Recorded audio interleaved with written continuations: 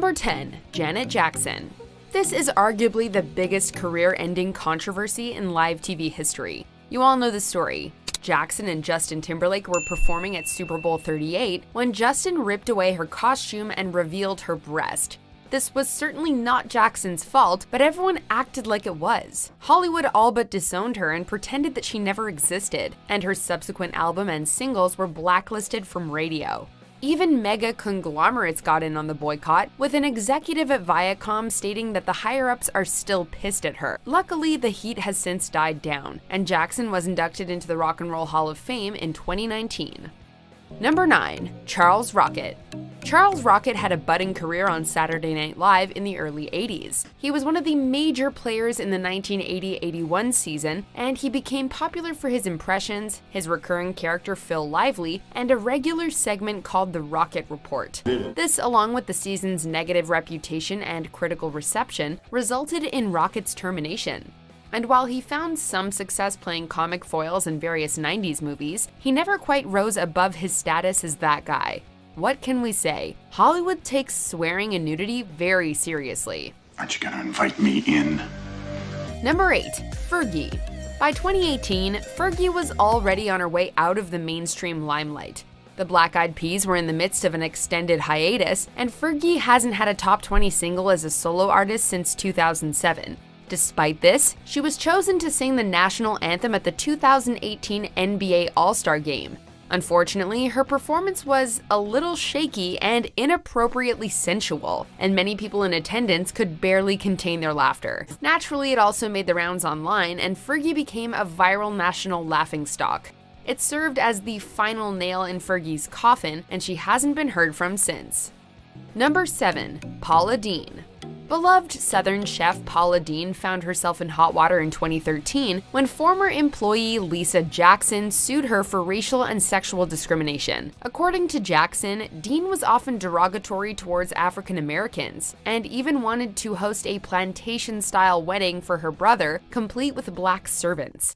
During the deposition, Paula admitted to using the N-word in the past, further hurting her reputation. She then appeared on Today to smooth things over, but only made the situation worse by playing the victim. When the whole ordeal was said and done, Paula's best dishes had been canceled, and Deen had lost numerous lucrative partnerships, as all the major corporations had severed their ties. Number 6. Brian Williams.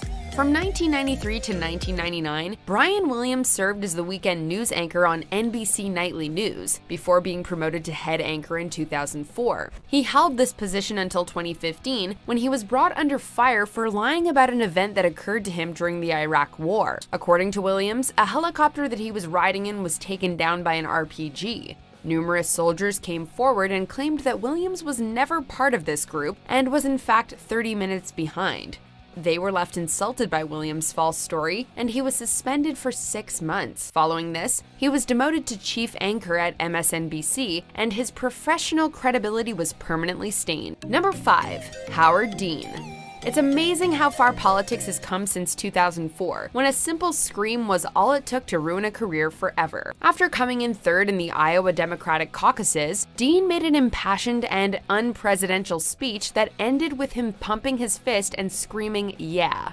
This speech effectively ended his presidential campaign, and the speech and the scream were relentlessly mocked by the media and late-night talk show hosts. It soon became known as the Dean Scream, and some believe that the endless coverage was a product of media bias against the politician.